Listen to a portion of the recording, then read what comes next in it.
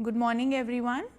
Welcome back to our course on digital accessibility, and today we will discuss a little bit about emerging input technologies.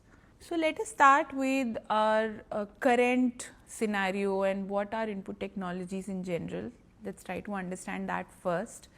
So, in a computer based system or an interactive system, usually the commonly known input devices can be your keyboard where you are entering text, your mouse which has a button or a scroll interface which helps you in pointing to or clicking in some onto some buttons. There can be graphic tablet based interfaces where there is a pen which is commonly called Wacom. The company Wacom makes graphic tablets where there is a pen based mouse, pen shaped mouse, and you can draw onto the Wacom tablet and it directly translates into a graphical digital drawing. Then there can be mic which captures your audio, biometric systems which can actually scan your fingerprints or other iris related things. There can be scanners which is part of your printers where it is almost like clicking a photograph of your paper or your document. There can be webcams which are basically camera based devices which capture live videos or helps you in video recording. Then there can be other devices like barcode scanners which help you, which is like an RF based scanners, and then they help you in scanning barcodes and QRs in real time very quickly. So, these are some of the traditionally known input devices. Of course, the keyboard and the mouse are the most commonly, and the mic we can say are the most commonly used interfaces by most of us in our day to day interaction with computer systems. Then there is of course your mobile screen interface, which we are missing in this traditional landscape, is something which is a touch screen based interface. It can be a tablet, can be a phone, and that has capacitive touch where you can actually touch on the screen itself. So, basically it is a version of a mouse where the screen itself is touch sensitive. So, basically like a graphic tablet where there is an external pen and an external surface, or a mouse where there is an external device and then that device is rubbed or moved on an external surface where the movement is only translated on the screen. The same thing kind of translates in a capacitive touch based interface where your finger movements and your finger based pointer and touch is the cursor, is the pointer, and you can also do continuous movement scan. So, basically you can draw on your phone also. So, capacitive touch screens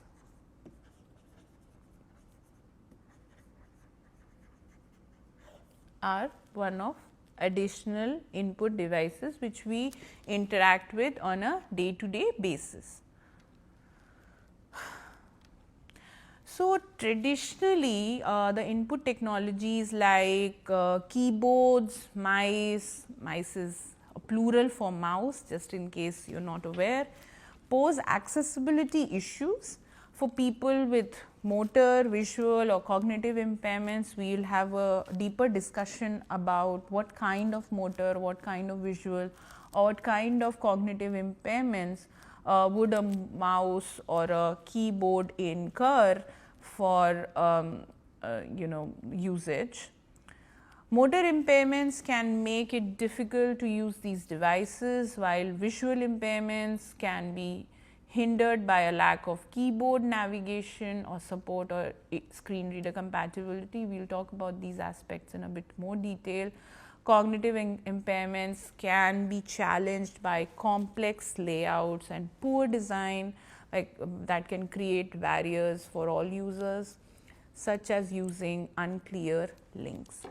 And of course, we've all experienced touch screen resolution and touch screen because there's a layer of capacitive, touch sensitive front on top of the LCD that kind of reduces the brightness of the touch screen devices, and that is the reason we actually struggle to see the screens in bright daylight, right? And I think that is something we've all experienced, and that is a situational impairment.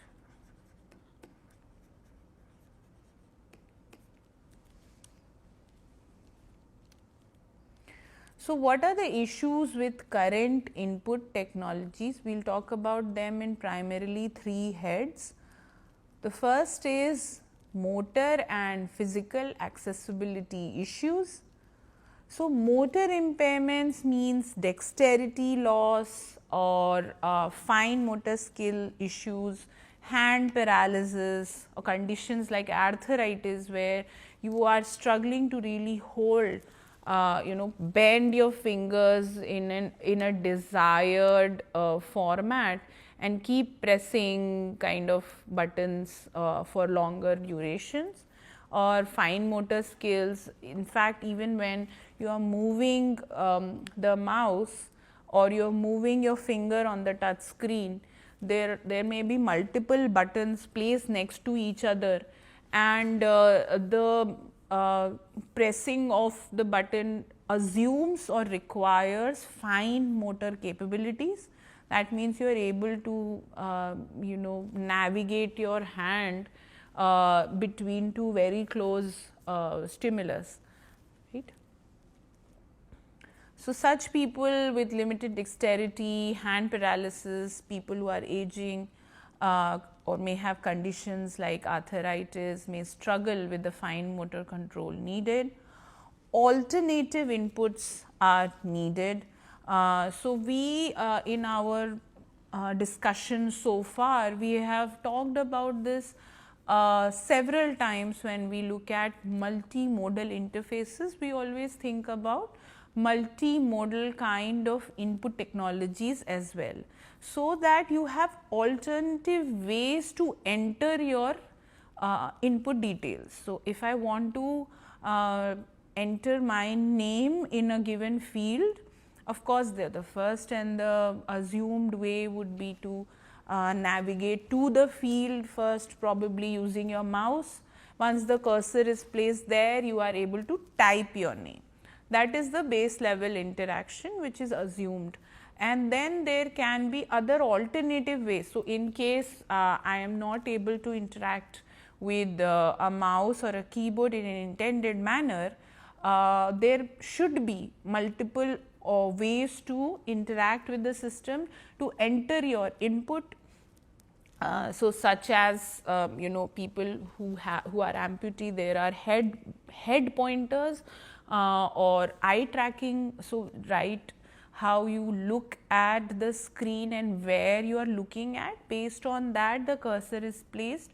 The pointer does not require hand movements for the mouse,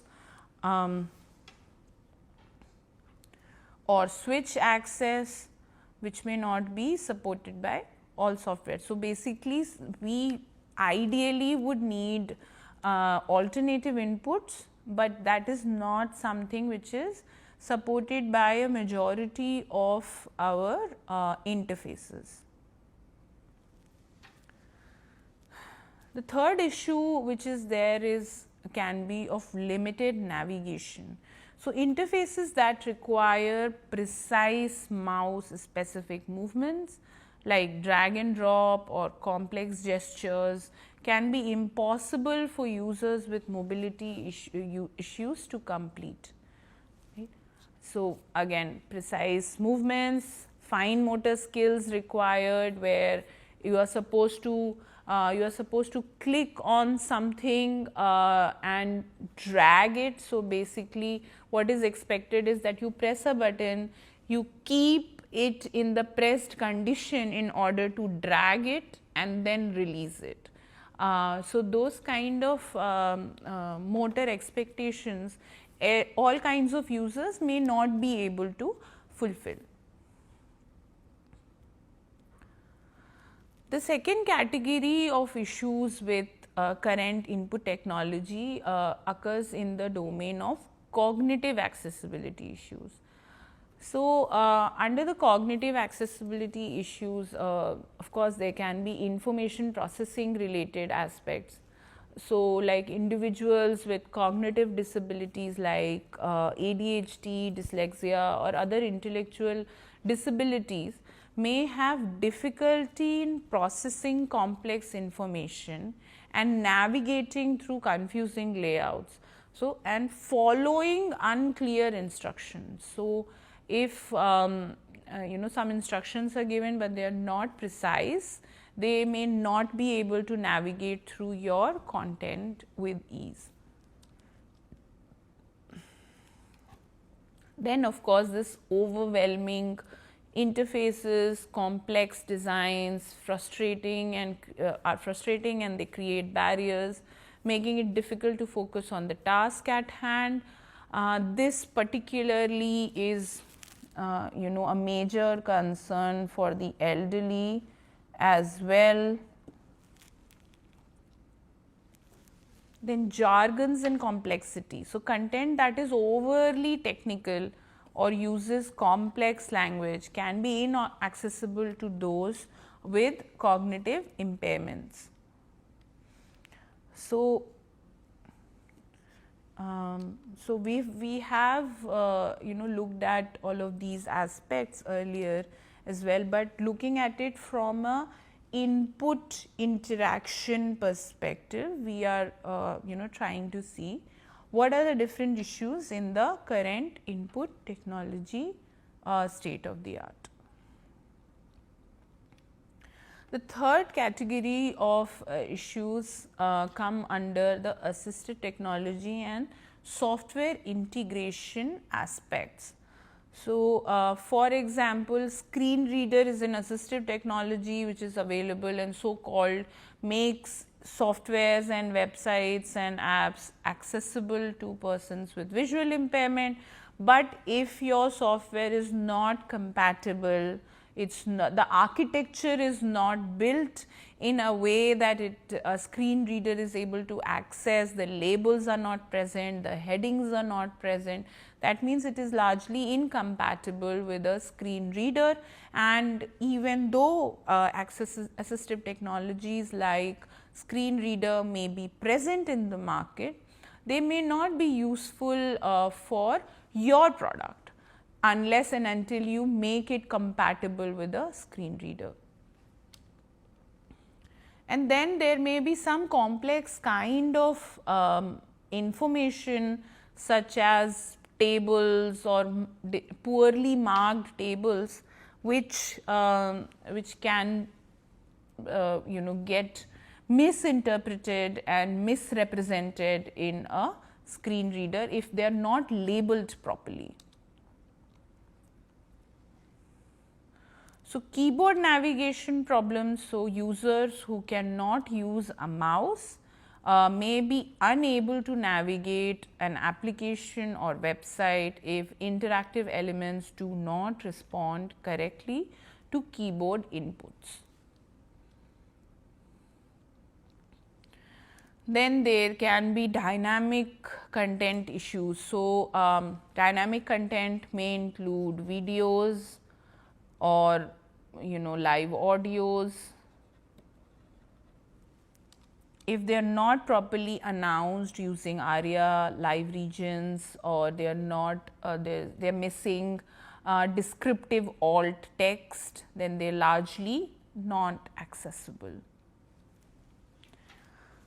There can be some solutions. Some of these solutions might have already kind of come up in some earlier session, but this again, looking at it from an input interaction perspective and for special use cases, motor impairments, visual impairments, etc., it's good to have a discussion that way.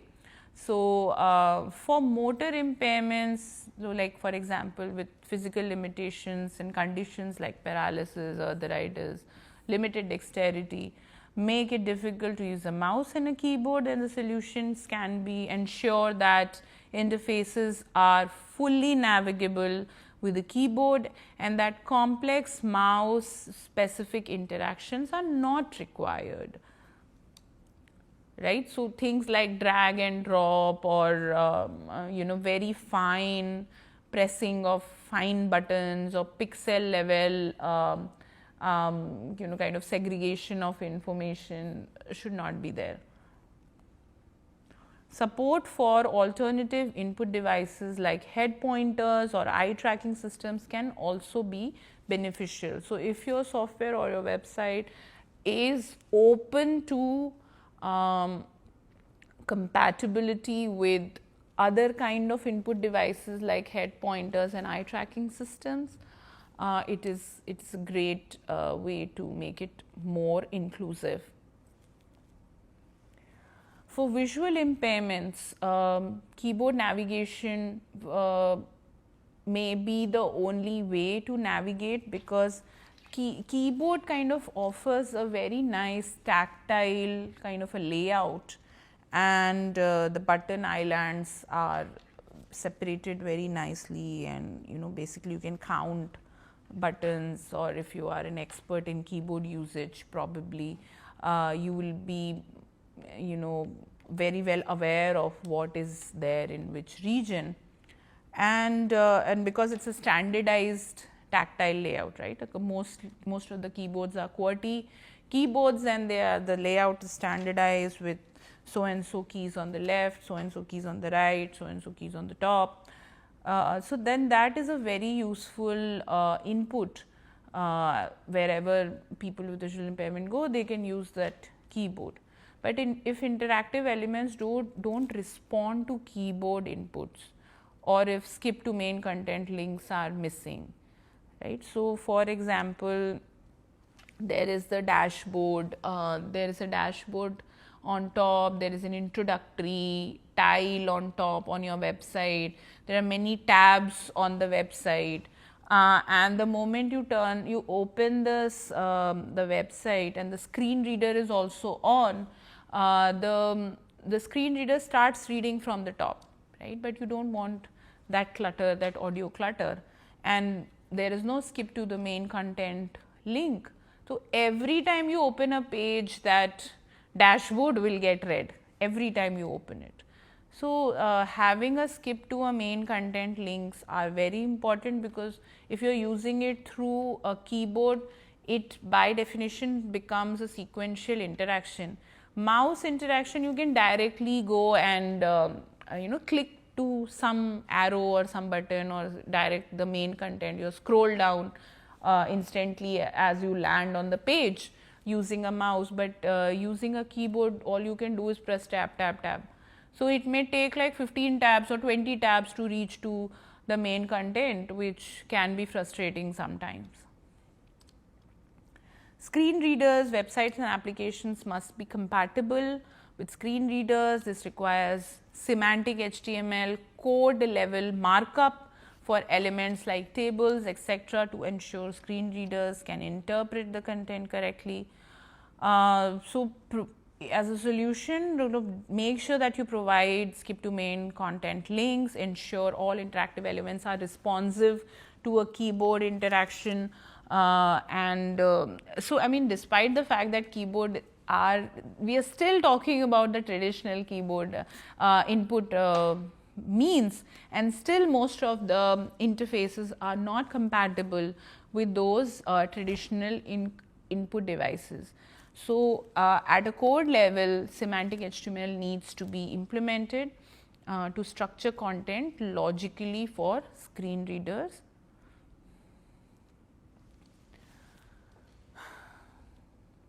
So, continuing on the same lines, for cognitive impairments, complexity is a problem. Individuals with cognitive impairment like dyslexia, ADHD may struggle with complex, overwhelming layouts. So, solution is that please design clear, simple layouts with straightforward instructions. Link text, always add links to the text. Ambiguous link text like click here or more information can be confusing. Keep it meaningful. So, for example, if the click here is meant to submit a button, it should be rather submit, or click here actually leading you to a table or a statistical diagram. So, it should be diagram here, right, instead of click here. So, that there is some meaning to the button, and then because the screen reader would also be able to kind of announce it that this button is for the diagram access. So, it should be contextual and it should be meaningful.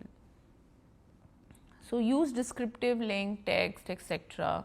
That clearly indicates the destination of the link. Then other general accessibility issues like dynamic content. So, for announcements for dynamic content are often missing. So, make sure that you use ARIA labels to announce changes to the users. Real world testing is a big barrier, and lack of testing with actual users is not really happening in a lot of cases. So, engage users with disabilities in the testing process to identify and fix accessibility issues in its core. So, this sets a bit of a background about what are the existing technologies in terms of input only technologies we are talking about. Right now, we are not talking about the output technologies. We will talk about the output technologies in the next session. Any form of interaction is basically that you are able to input some information, there is some processing and you get a feedback, or you are able to perceive a task and you are able to perform an action, right. So, both the input and output devices are there, and in terms of the POUR principles also, I think we have discussed this earlier. O, which stands for operability, which can increase the accessibility of any system, digital systems per se, is directly linked to your input devices. So, operability is directly linked to your input devices only when you are able to input your choices, you can respond to a call to action, you will be able to operate the system. Most of our current interaction looks like this only, and we have a screen with a lot of cluttered icons, maybe some background images, and then we are supposed to kind of navigate our way to the app that is needed and press it with our fingers. But this basically assumes a lot of abilities, and including cognitive, including motor, including physical, including visual, in the absence of which this kind of basic interaction also becomes a little bit of difficulty. So, most of our present interaction looks like this, where we have some icons and we are supposed to kind of navigate our way to the app that we are requiring to use, and we then supposedly press the button. So, based on our previous discussion, Abhi, we have some idea that if you have cognitive impairments, if you have visual impairments, if you have motor impairments, physical impairments, then it becomes very difficult to do this basic interaction as well, right. And we also have spoken about several times that those impairments can appear in the form of a situational impairment as well, and may not be just limited to a permanent impairment. Some organizations like Apple have worked on iOS assistive touch, where there is an enlarged version of, it's like a lens which kind of goes around with your finger. It's not entirely for a permanently visually impaired person, but it can definitely help people who are elderly in help in navigating or reading what the icon says underneath it, or pressing the right button, especially when they are placed so close to each other in a table format. People with cognitive issues, people with low vision, or people with low dexterity also.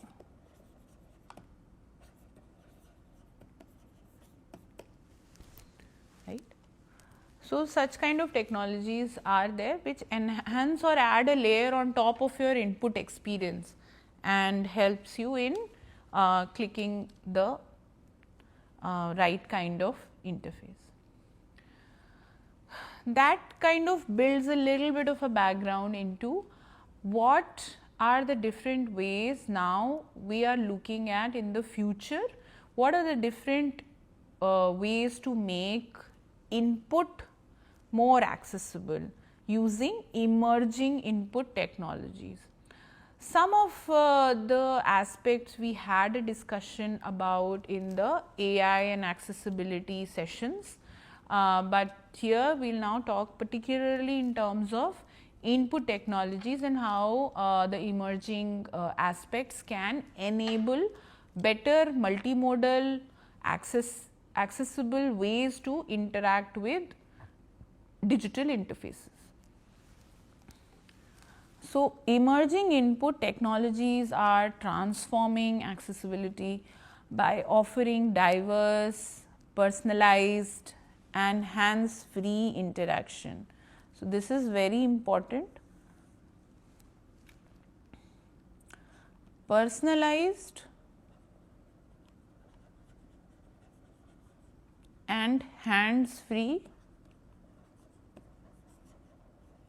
and diverse, right. And now we will see in the upcoming slides how, in what ways it is personalized, it is hands-free, or it is diverse. So, these innovations are largely leveraged, leveraging AI technologies, sensors and robotics to go beyond the traditional keyboard and mice and providing greater independence of use and ease of use. So, let us see the different categories under which they fall. So, AI and machine learning driven inputs. So, artificial intelligence is primarily a driver in enhancing accessibility by creating more intuitive and adaptive input methods. So, first is something which may be very popular, which is something called advanced speech recognition and NLP, natural language processing.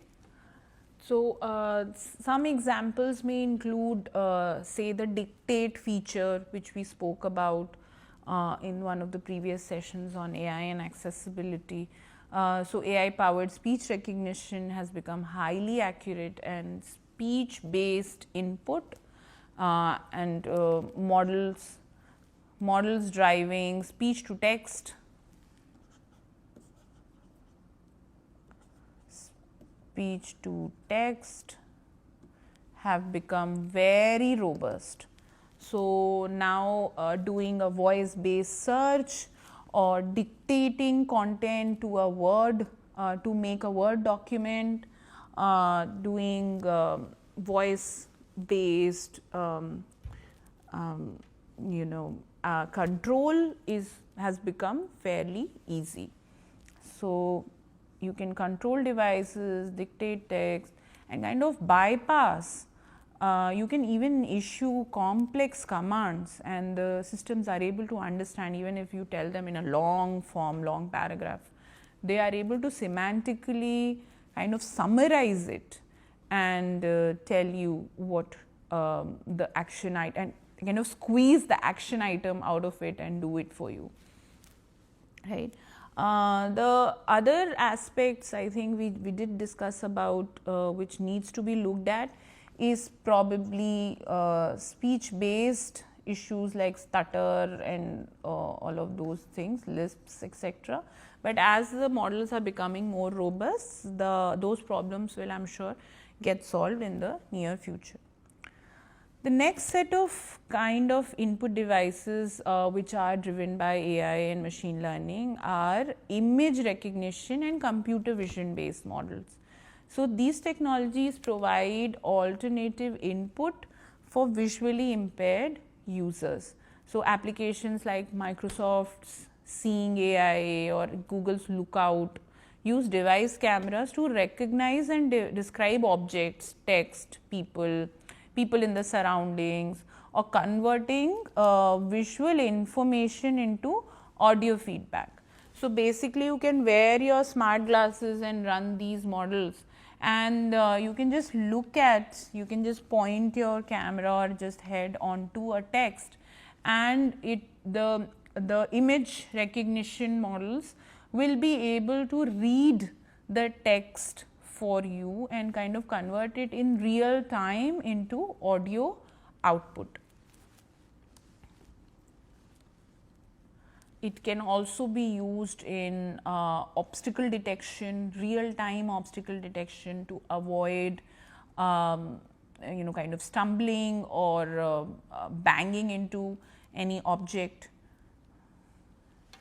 Then predictive text and AI keyboards. So AI driven predictive text anticipates words and phrases, significantly reducing the physical efforts required for typing for users with motor limitations. So predictive text is similar to autocorrect, or when you write in the mail, in the Gmail, it based on the email, it is able to predict a response. So something like thanks for the update or something like that, you don't even need to type any longer, and you can just select one of those options, and it's a faster and a more accessible way of interacting. Reduces the physical effort to a big extent. Then there are definitely AI powered virtual volunteers or assistants, or systems like the one developed by OpenAI and Be My Eyes use AI to provide real time visual assistant, where a virtual agent can see what a visually impaired person sees through their camera and provide guidance. Right. So basically there is a virtual assistant who can attend meetings for you, can tell that okay, there is a room with around 15 people, and so and so person is sitting on the right, so and so person is sitting on the left, which kind of adds to your social inclusion as well.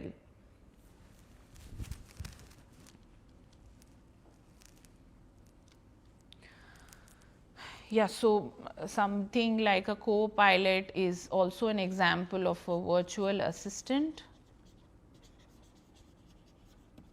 And dictate feature on Word, for example, is an example of AI powered speech to text input. Speech to text input, you can just dictate and make a document.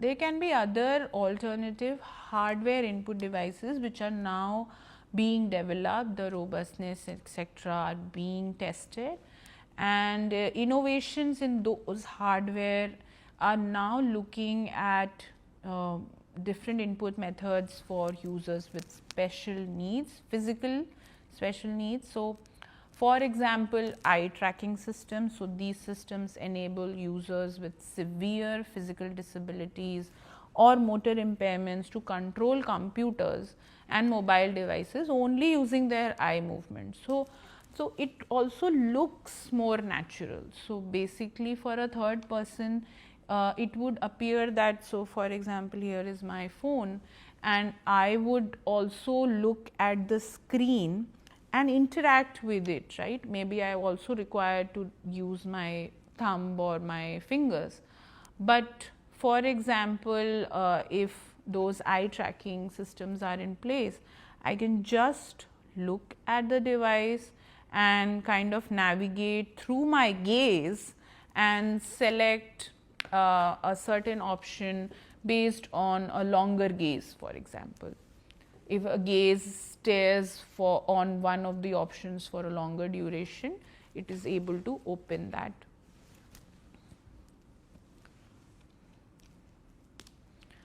Then BCI or brain computer interactions, though still largely in early development or research stages.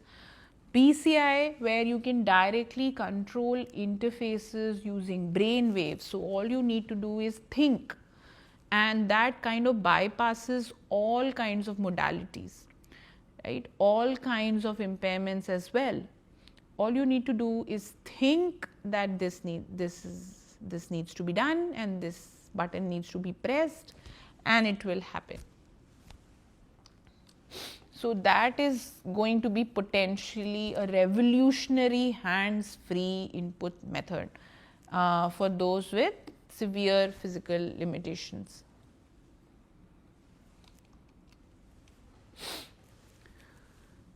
Then adaptive switch devices and joysticks. So, customizable input devices such as sip and puff switches operated by breath, specialized joysticks like those used in wheelchairs offer single switch or minimal movement control for navigation and task completion.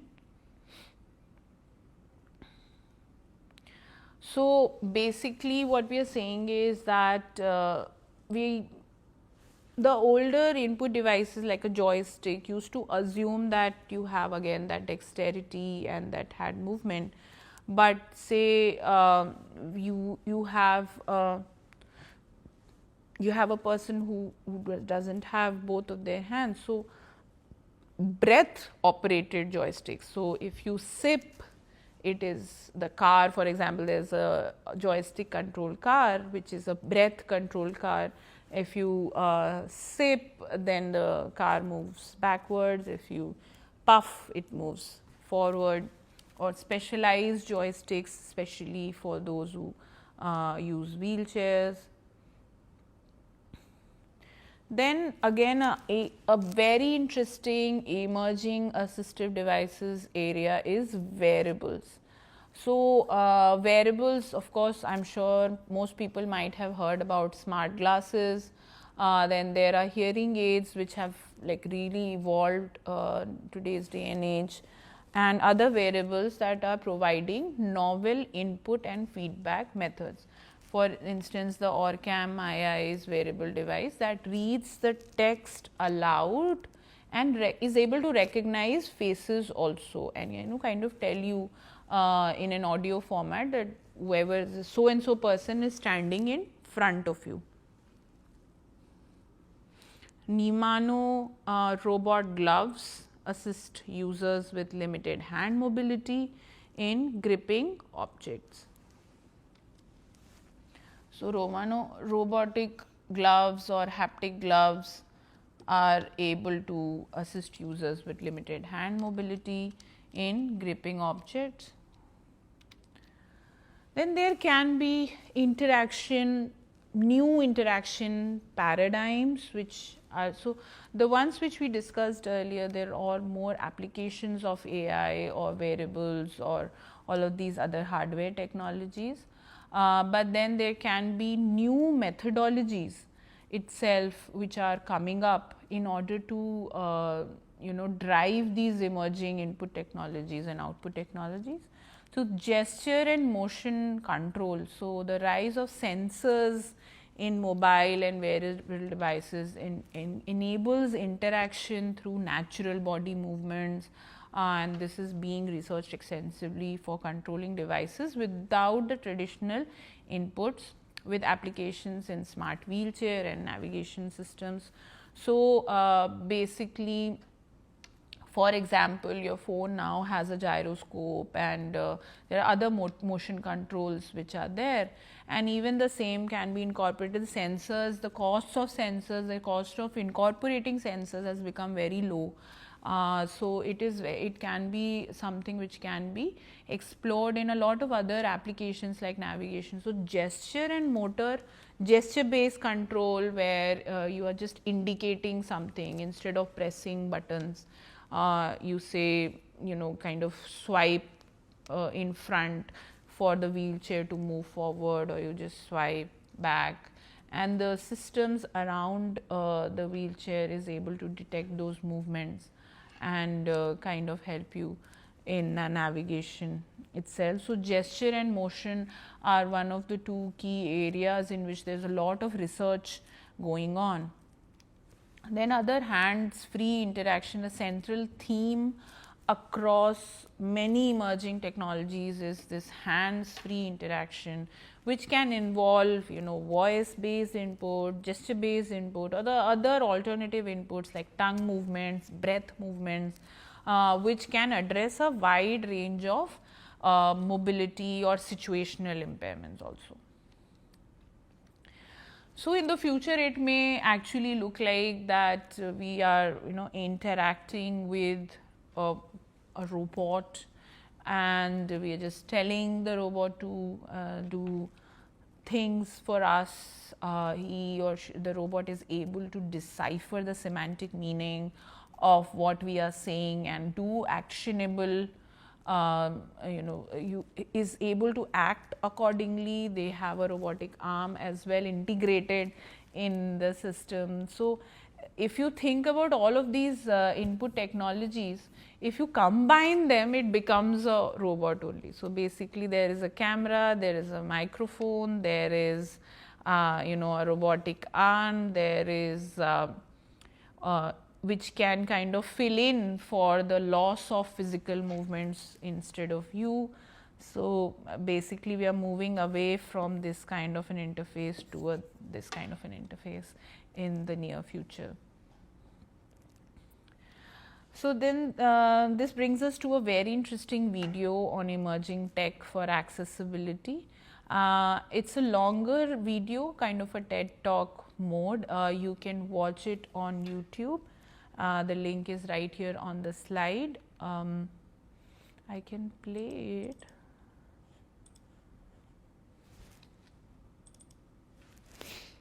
A little bit.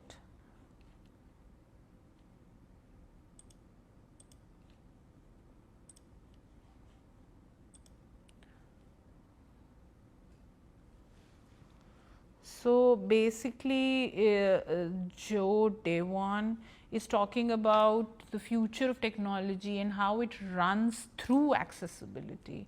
A lot of the developments are happening in order to address accessibility issues, and then eventually all of those things will move into broader consumption and no longer be specialized technologies, and that is the basically the premise, overall premise of the talk and the interaction.